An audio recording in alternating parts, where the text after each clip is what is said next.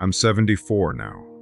Most days I sit in this chair by the window and watch the light fall across the floor, thinking about all the things I missed, all the quiet time I wasted believing I had more of it than I did.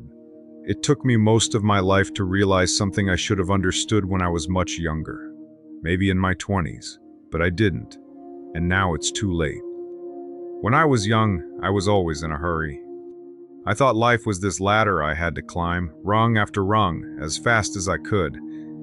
I worked long hours, chased promotions, tried to make my parents proud, and later, tried to make myself proud.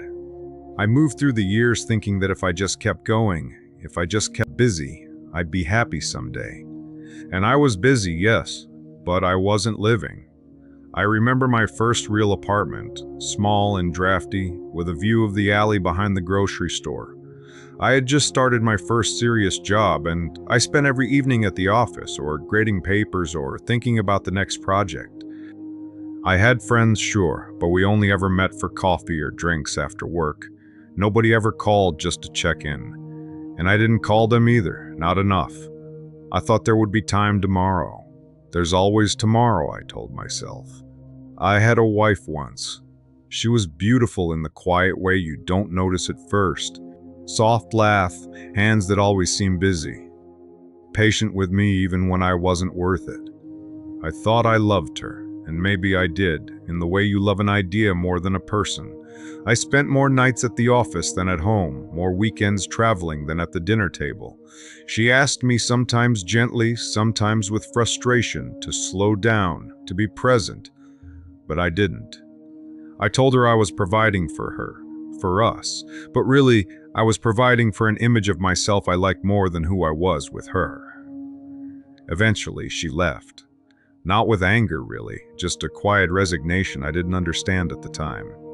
I came home one night and the apartment smelled empty, and I didn't know she was gone for hours. I thought I'd have time to fix it, time to explain, time to show her I'd changed, but she never came back. That was the first moment I really felt the weight of my choices, but I was too stubborn, too proud, or maybe too afraid to stop. The years rolled on. I had children, 2 boys, and I loved them. I thought I was giving them everything by working, by providing, by being responsible. But they grew up noticing the empty chair at the kitchen table, noticing that Dad was always too busy, always too tired to read the bedtime story or attend the school play. They never said it, not directly, but I saw it in their eyes when they left for college in the way they only called twice a month, then once a month, then less. I thought they'd always come back, that I'd have time to catch up. I didn't. I built a career. I was respected, even admired in some circles. But the cost was invisible until it wasn't. A friend died suddenly last year, one of the ones I drifted away from decades ago. I hadn't spoken to him in 20 years, not really. I went to the funeral, sat at the back, and I realized how many faces I barely recognized, how many connections I had let dissolve quietly because I was too busy with work, with appearances, with myself. And I thought, maybe this is how life punishes you, not with disasters, but with quiet erasure. People vanish, moments vanish, and you don't notice until you're left in the silence. I got sick last winter. Nothing life-threatening, just enough to make me pause, and I thought about all the things I assumed I had time for. I thought about calls I never made, letters I never sent, dinners I skipped.